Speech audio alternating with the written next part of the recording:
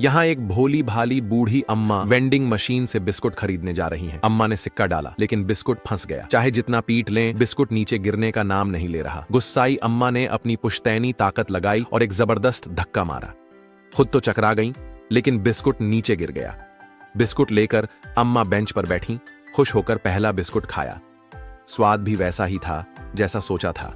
जब उन्होंने दूसरा बिस्कुट उठाने के लिए हाथ बढ़ाया तो किसी का हाथ उनके हाथ से टकराया।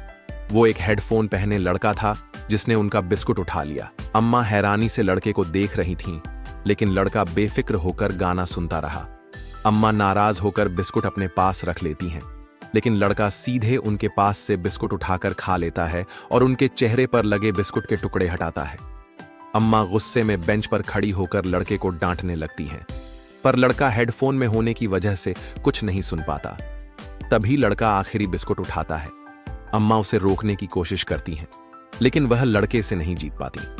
लड़का मुस्कुराकर बिस्कुट आधा तोड़कर उन्हें दे देता है और आधा खुद खा लेता है। अम्मा गुस्से में बिस्कुट मसल देती हैं और ट्रेन पकड़ने चली जाती हैं। ट्रेन में बैठकर खिड़की से बाहर देखती हैं तो लड़का हाथ हिलाकर उन्हें विदा कर रहा होता है। जैसे ही अम्मा अपने बैग में हाथ डालती हैं, वहां एक पूरा बिस्कुट का पैकेट होता है। अम्मा को एहसास होता है कि जो बिस्कुट उन्होंने खाया वो लड़के का था। उन्हें शर्मिंदगी होती है कि उन्होंने लड़के के साथ गलत व्यवहार किया, लेकिन लड़का फिर भी उन्हें बिस्कुट दिया, उनकी मदद की और आखिर में मुस्कुराकर विदा कहा। अम्मा खिड़की से बाहर देखती हैं और मुस्कुराकर